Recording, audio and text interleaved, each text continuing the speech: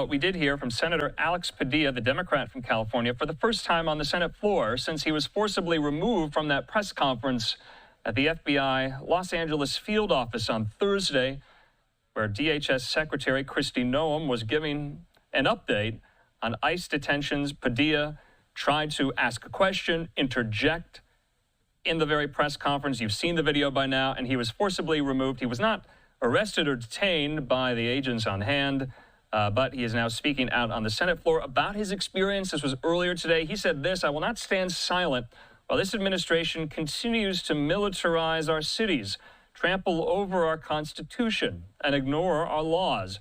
What happened is not about me. This is about every single American who values their constitutional rights." All right, out to the Senate floor from earlier this afternoon, here's Senator Padilla.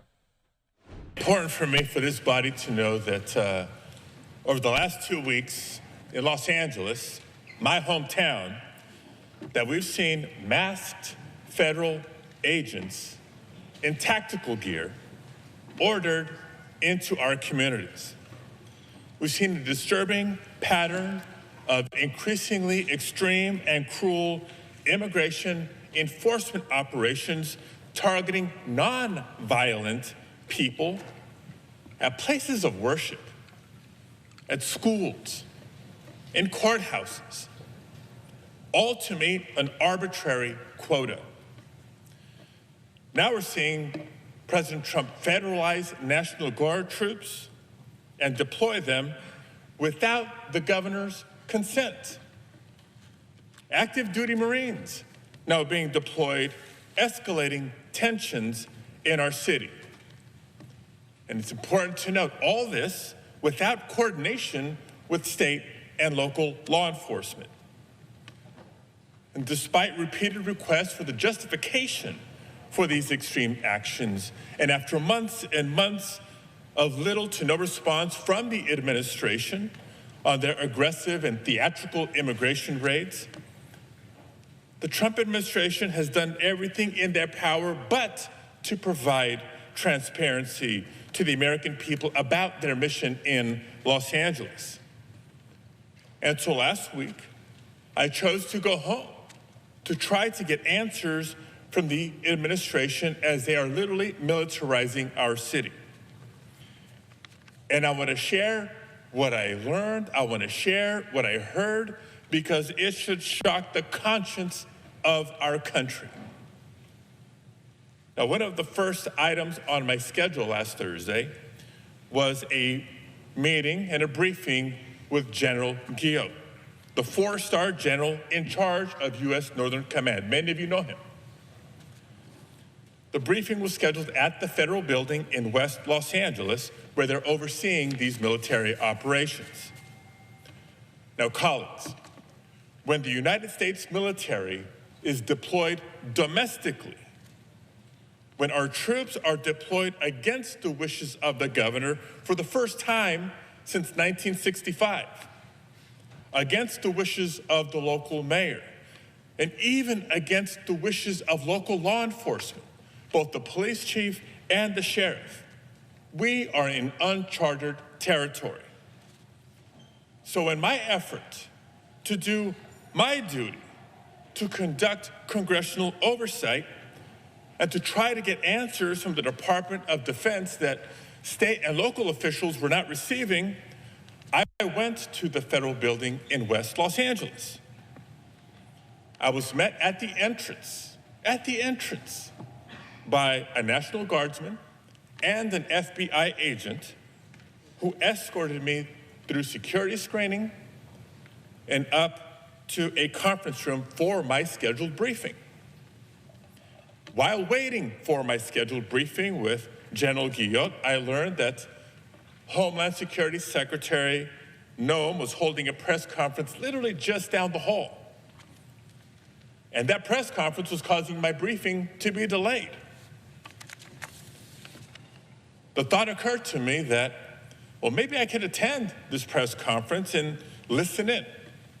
Just listen, in the hopes of hearing Secretary Noem provide some new information that could help us make sense of what was happening. I didn't just get up and go. I asked and was escorted by the National Guardsman and the FBI agent into the press conference. They opened the door for me. They accompanied me into the press briefing room. And they stood next to me as I stood there for a while, listening. And at one point, the United States Secretary of Homeland Security said that the purpose of federal law enforcement and the purpose of the United States military was to, quote, liberate Los Angeles from our governor and our mayor. To somehow liberate us from the very people that we democratically elected to lead our city and our state. Colleagues, let that fundamentally un-American mission statement sink in.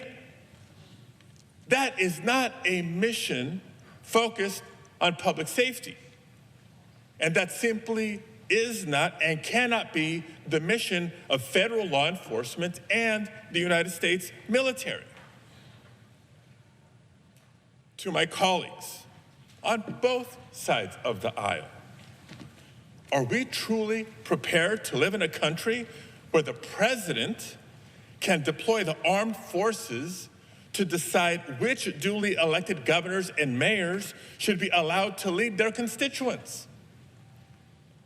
Is that really the precedent that we're okay with setting? As Secretary Noem herself said last year when she was governor of North Dakota, at the time she said, quote, if Joe Biden federalizes the National Guard, that would be a direct attack on states' rights. That was Governor Noem, now Secretary Noem.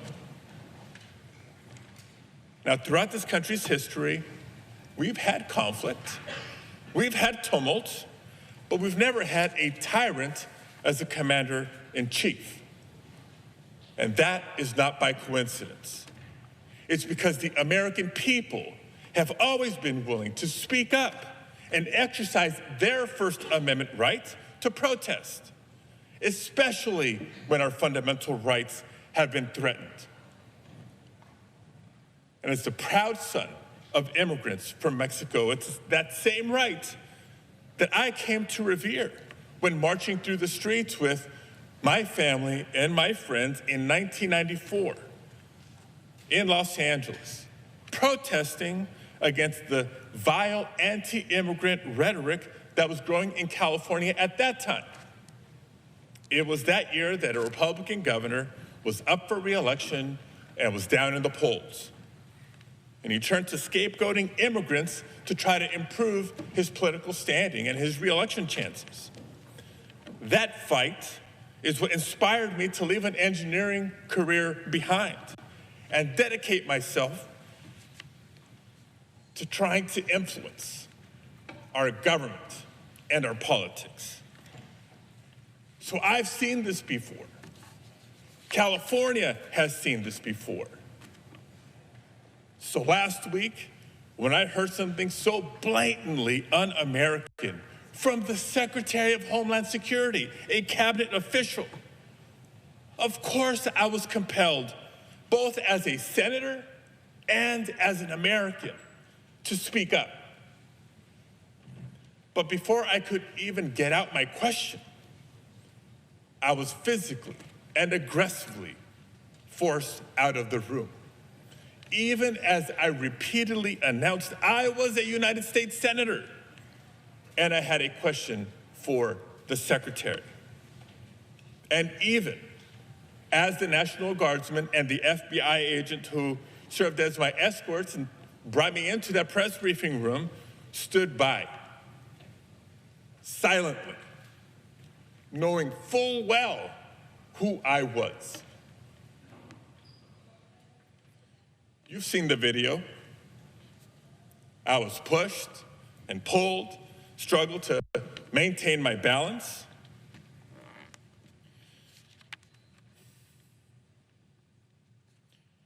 I was forced to the ground, first on my knees, and then flat on my chest. And as I was handcuffed and marched down a hallway, repeatedly asking, why am I being detained? Not once did they tell me why. I pray you never have a moment like this. But I will tell you, in that moment, a lot of questions came to my mind. First of all, where are they taking me? Because I know I'm not just being escorted out of the building. Am I being arrested here? And what will a city already on edge from being militarized think when they see their United States senator being handcuffed just for trying to ask a question? And what will my wife think? What will our boys think?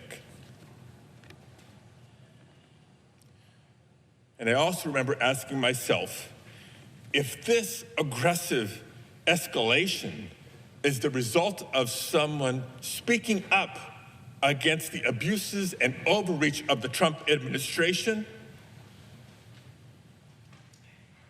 was it really worth it? But colleagues, how many Americans in our nation's history have marched, have protested, have shed blood, even lost their lives to protect our rights? How many Americans have served in wars overseas to protect our freedoms here at home? And how many Americans in the year 2025 see a vindictive president on a tour of retribution, unrestrained by the majority of this separate and co-equal branch of government, and wonder if it's worth it to stand up or to speak out? If a United States senator becomes too afraid to speak up, how can we expect any other American to do the same? And colleagues, you know me. I can't think of a person who would describe me as a flamethrower. I try to be respectful. I try to be considerate to every member of this body, regardless of our political differences. And so I do want to take a moment to thank all of my colleagues on both sides of the aisle who have reached out to share your messages of support, whether they were public messages or many in private. Trust me, they mean the world to me, and I know they mean the world to my family. But if you watched what unfolded last week and thought what happened is just about one politician and one press conference, you're missing the point. If that is what the administration is willing to do to a United States senator for having the authority to simply ask a question, imagine what they'll do to any American who dares to speak up. If what you saw happen can happen when the cameras are on, imagine not only what can happen, but what is happening in so many places where there are no cameras. Colleagues, this isn't about me. In fact, it's not just about immigrant communities or even just the state of California. It's about every single American who values their constitutional rights. It's about anyone who's ever exercised their First Amendment rights, or anyone who's ever disagreed with a president, or anyone who simply values our democracy and wants to keep it. Now, the president will tell you that this is just about undocumented immigrants, about law and order, and about targeting dangerous, violent criminals. If it was just about targeting dangerous, violent criminals, there would be no disagreement, there would be no debate. But we know differently.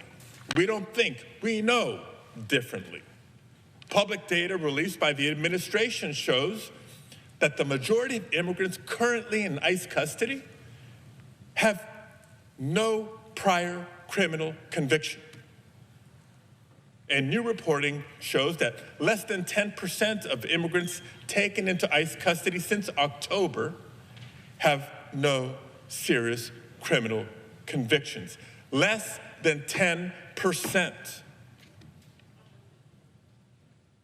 But a couple of weeks ago,